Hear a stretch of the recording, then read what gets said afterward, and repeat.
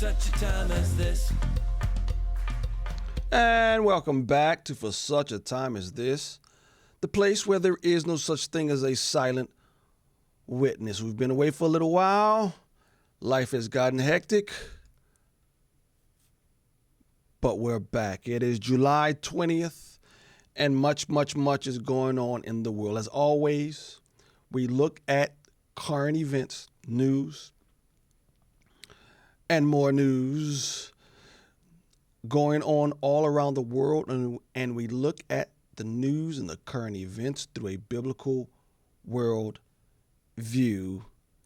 Thus being said, let us set the scene, let us set the stage for the two videos I have today. John 18:37, then Pilate said to him, "So you are a king?" Jesus answered, "You say that I am a king. For this purpose I was born, and for this purpose I have come into the world, to bear witness to the truth. Everyone who is of the truth listens to my voice." We Christian believers, we are the agents of truth. We represent the God of truth. And those things that are not written in Scripture that are evidently true, because if God said it, it is true.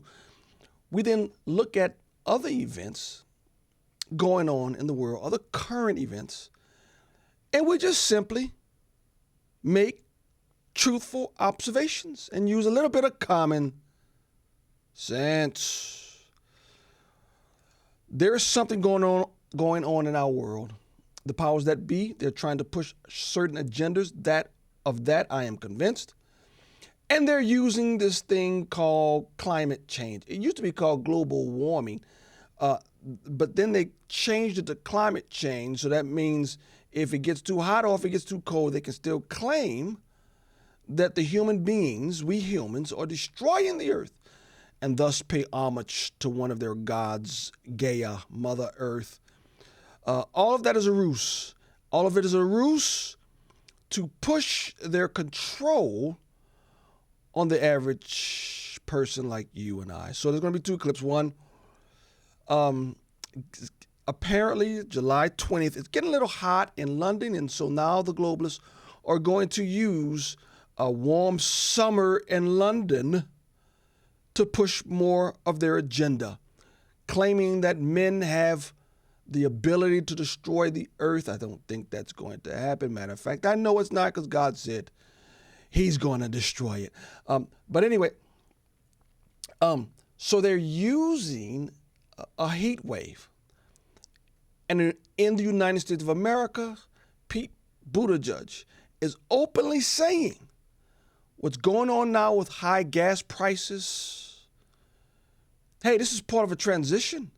We're destroying the earth, and so you silly Americans, get used to it. I want to play two clips. Here's the first one of Pete Buttigieg, the transportation secretary. He's not the energy secretary, the transportation, so why is he?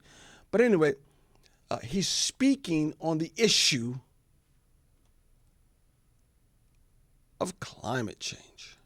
When wind and solar won't power the homes in Europe, how do we not use hydrocarbons to make sure that near term these people aren't either freezing or dying from the heat? It seems like a real quandary at this point to try to do these, to near term try to do these things when near term we need power, we need energy. So how do you declare, how do you declare a climate crisis in the middle of an actual weather crisis? Well, look, obviously those two things are closely related. I mean, it's more than 100 degrees in London today, or at least it was yesterday.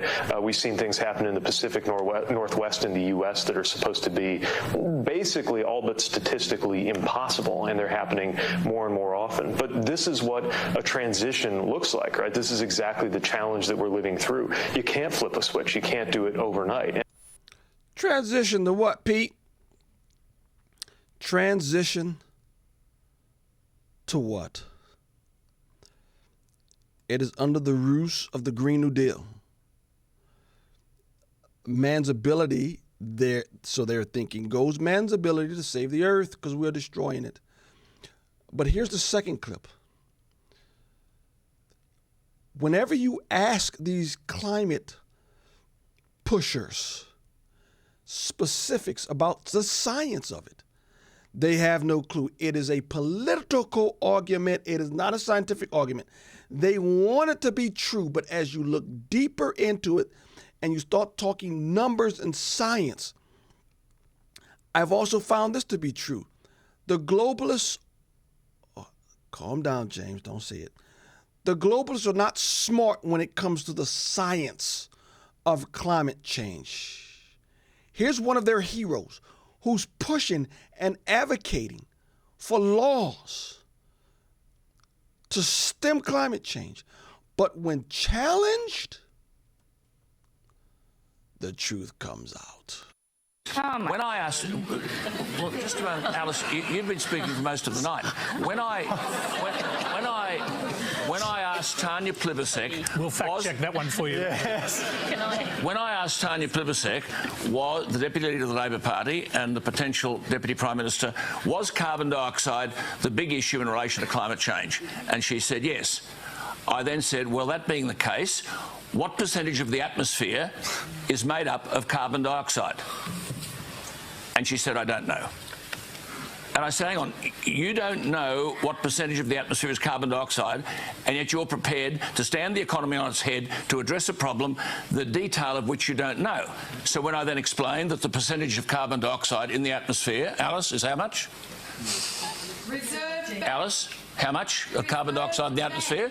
To answer the question, Scott Morrison has said he believes in climate change and that he wants to do something about it. Alice, how much carbon dioxide is the problem? How much carbon dioxide is there in the atmosphere? I'm not a scientist. I don't know. I'm a well, hang on. If you're going to argue the case, you ought to know. It's 0.04%. And of that 0.04%, human beings around the world create 3%. And of that 3%, Australia creates 1.3%. So for the 1.3% of 3% of 0.04%, we then decide to have a national economic suicide. Alan, I'm happy for you to have made that point, which... They don't know what they're even pushing. How can you say something is too much when you don't know how much it is? It makes no sense. And we, people of truth, using common sense, we should be able to point out frauds. But here's one thing the Christian knows. Man will not destroy the earth. Won't do it. God told us how it's going to happen. I believe first he's going to come back and reign on the earth for 1,000 years. And then when he's ready to make the world anew, void of any sin, he's going to destroy the heavens and the earth and make a new heaven and make a new earth. Sin will be no more. But until then, Christians, don't you ever believe that man has the ability to destroy the earth. He can't and he won't. Now, I'm not saying be irresponsible and throw garbage all over the place. Nope. But I do know who's going to destroy the earth. It won't be us. It'll be the one God-man, the King of Kings, Lord of Lords. And Jesus is his name.